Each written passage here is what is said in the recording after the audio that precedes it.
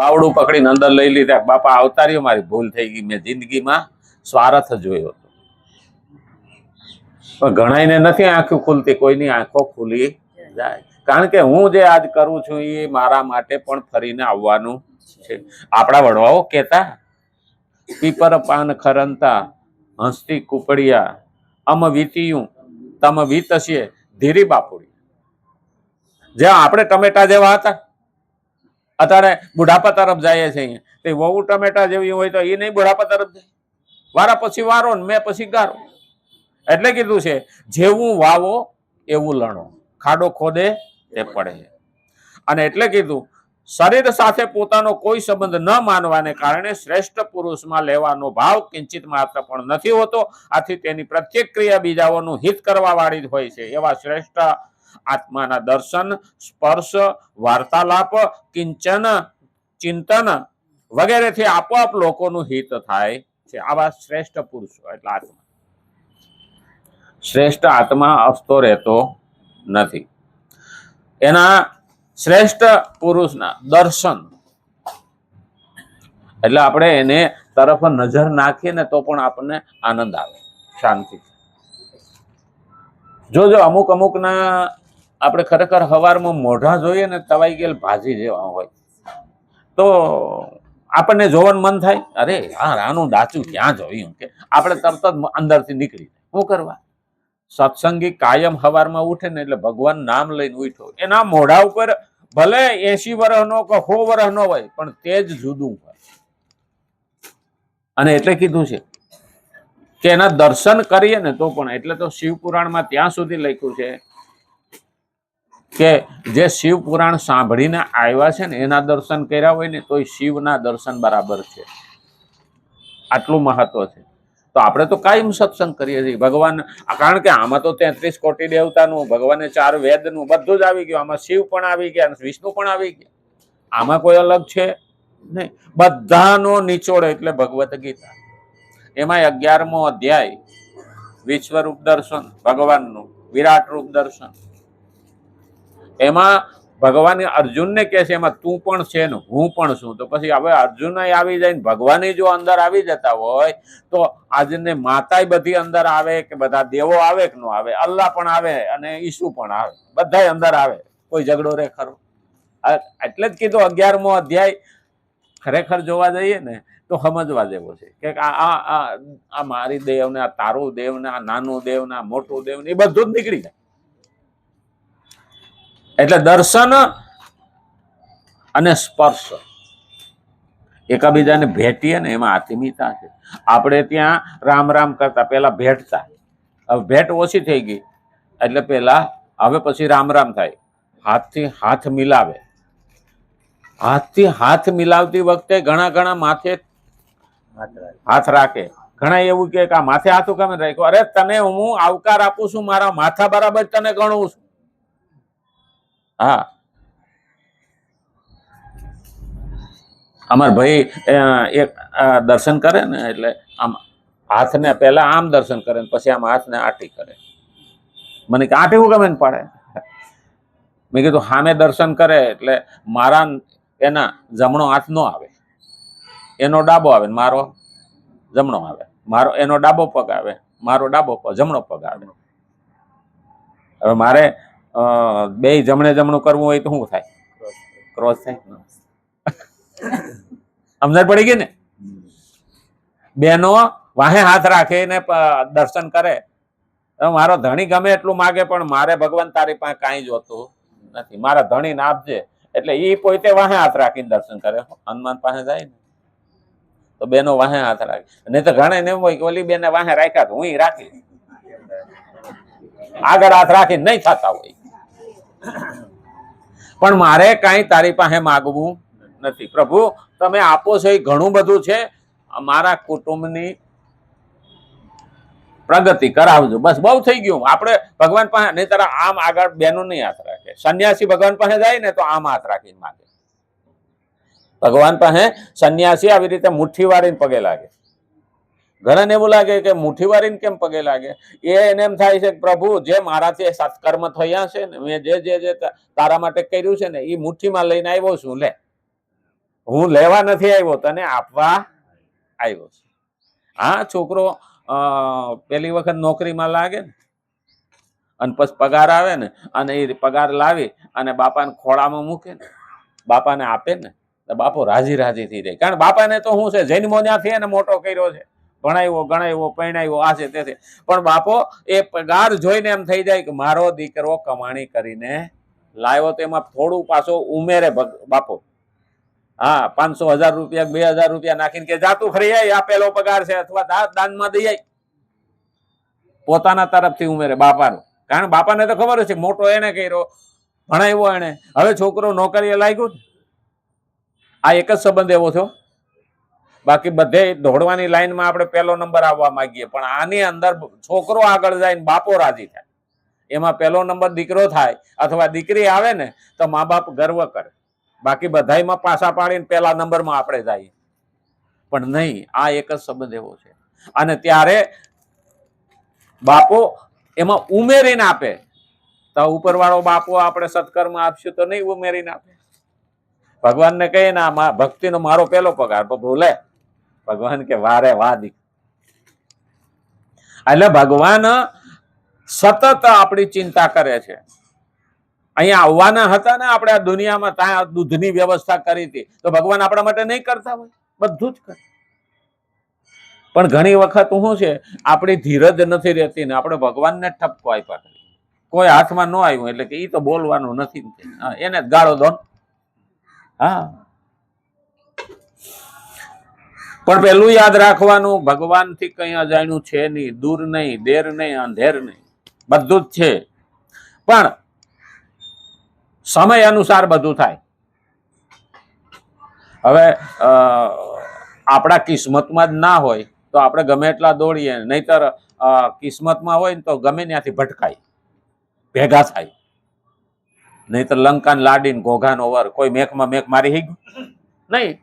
કારણ રાવણને એમ હતું કે હું લંકામાં ન કરું, કોઈ સારી જગ્યાએથી કોઈ રાજાને મારી દીકરી પહેણાવું. પણ વિધાતાની સામે પડ્યો હતો ને, વિધાતા બધા ફરતા ફરતા ક્યાં ભેગા કર્યા? ઘોઘા. એટલે એમ કહેવત થઈ, લંકાની લાદીને ઘોઘાનો. આપણે નહીં. હા, અમે તો એક જગ્યાએ બેઠા હતા ને, તે અમદાવાદમાંથી પોરબંદર પરણવા ગયા. એટલે ઓલા કીધું કે ન્યા કોઈ બૈરા નહોતા મળતા, છે અહીં કેમ આવ્યા? હું તો અમેરિકા વાળા અહીં હું કમે ના આવે, પણ એ લેખ હોય ને ખેંચી લાવે. હા, નહીતર બૈરા તો બધે મળે, પણ લગ્ન છે ને એ ખરેખર ઉપરથી જોડા બનીને આવ્યા. પણ અટાણ ઘણા પ્રશ્ન કરે કે ઉપરથી જોડા બનીને આવ્યા એટલે છૂટાછેડા હું કામ થાય? અરે પણ ઓના ભાગ્યમાં બે બૈરા લખ્યા હોય તો એકને તો મૂકવી પડે. હા, કા મરી જાય, મરી ન જાય એના કરતા છૂટી થાય, છૂટી ન થાય તો હવે કાયદાથી એક જ બૈરું કહ્યું. નહીતર પેલા તો આપણા ત્યાં 2 બૈરા, 3 બૈરા, 4 બૈરા એવું હતું, કોઈ નિયમ નહોતો. પણ આ કાયદો કર્યો ને કે હવે 1 થી વધારે કરી શકાય નહીં. હવે કાયદો કર્યો એટલે બીજી થાય નહીં. હવે ભાગ્યમાં બીજી લખી હોય એટલે કાયદાથી છૂટું પડવું પડે. કાયદો કર્યો એટલે કાયદાથી થાય નહીં, એટલે કાયદાથી છૂટો થાય એટલે બીજી આવે. તો મને 2 પતિ લખ્યા હોય તો 1 થી છૂટી થાય તો બીજી જાય. અને આ ઘણો ખરેખર તો જોવા જઈએ ને તો કાયદો અને ધર્મની વધારે એવા ડખે સીડ્યા છે. હા, હવે આપણે ત્યાં તો 7 જન્મના ફેરા છે. અને ખરેખર જોવા જઈએ ને તો આ છૂટાછેડાનો તો આપણે ત્યાં નથી કે જે પડ્યું પાનું નિભાવવું, આવું કહેલું છે. અને 7 જન્મના ફેરા છે. હું આપણે એમાં કહી લીધો ભાઈ, અવગુણ સાથે સ્વીકારેલી સ્ત્રી અને અવગુણ સાથે સ્વીકારેલો પતિ. જો પ્રેમ હોય ને તો એના અવગુણો પણ જોવાના ન હોય, પણ સારું બગડ્યા પછી નરા અવગુણ જ જોવે. આવો હતો ને તેવો હતો ને ફલાણું હતું ને ઢેકણું હતું ને તો 5 વર્ષ કાઢ્યા હું ગમે. હા, સંબંધમાં પણ એવું જ છે. સંબંધ હતો ત્યાં સુધી, અને ખરેખર તો છે ને પ્રેમમાં અને ભાવમાં, હા, અને સ્વાર્થમાં અવગુણ હામાવાળાના દેખાતા નથી. પછી આવી હતી ને તેવી હતી ને આમ હતી, પણ તું શું કામ 5 વર્ષ તો રહ્યો? ના પત્ની કે ના પતિ, એટલે છૂટું થવાનું આવતું જ નહીં. હા, અરે મને તમારામાં કઈ સમજણ પડતી જ નથી, તમારું સ્વભાવમાં. એટલે સમજી લેવાનું કે આ પેલો ફેરો જ છે, આપડા પેલો જન્મ જ છે. અને કાંઈક બોલે ને કહી દે હું બધું જાણું છું, તમારું રોવાટે રોવાણું તે માનવાનું 5મો 6ઠો જન્મ છે. 7 જન્મના ફેરા છે. હા, અને છેલ્લે તો એમ જ કે ને હવે બસ કરો, આવતે ભય તો હામોય નો ઉતર ને એવું ભગવાનને કહું તે માનવાનું હવે છેલ્લો જન્મ છે. આ 7 જન્મના ફેરા પોતે પૂરા થઈ જાય. એટલે અહીં ખબર તો પડે જો કેટલા કેટલા જન્મના ફેરા હાલે છે આપડા.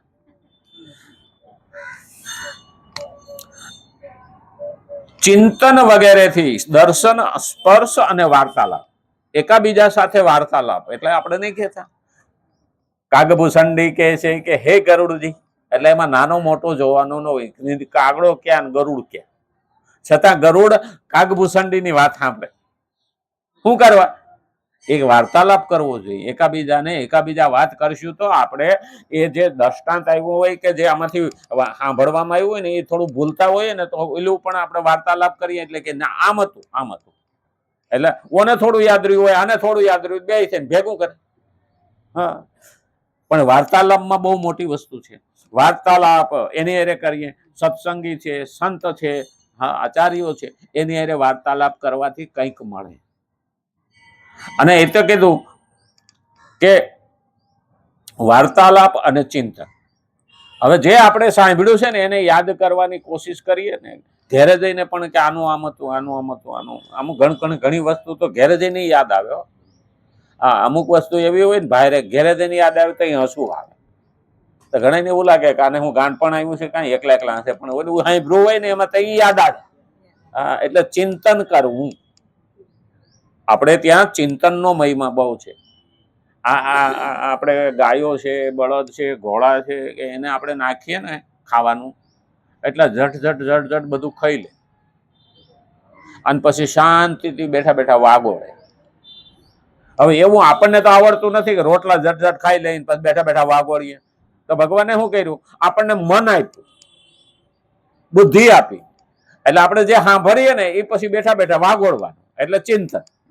હા, અહીંયા વાગોળવા આમ હતું આમ હતું આમ હતું. હાંધામેળ કરો તો ખબર પડે. સવારથી માંડીને સાંજ સુધીનો તમે હિસાબ કરો. સવાર ઉઠ્યા આપણે શું કામ કર્યું, ક્યાં ગયા, કેમના ગયા, શું કર્યું. આ ઘણી વખત વસ્તુ ન મળતી હોય ને તો તમે એકથી સવારથી માંડીને સાંજ સુધી જીવાવો ને એનો યાદ કરો ને એટલે આપણને ખ્યાલ આવે કે આ વસ્તુ આમ હતી. આ એની ટ્રીક છે ચિંતન. અહીંયા ચિંતન કરવું જોઈએ, નહીં તો અંતકાળે તો ભગવાન ચિંતન કરાવશે આખી જિંદગીનું. ગર્ભોપનિષદમાં લખ્યું છે. એટલે કીધું છે વાર્તાલાપ, ચિંતન વગેરેથી આપોઆપ લોકોનું હિત થાય છે. એટલું જ નહીં, તેના શરીરને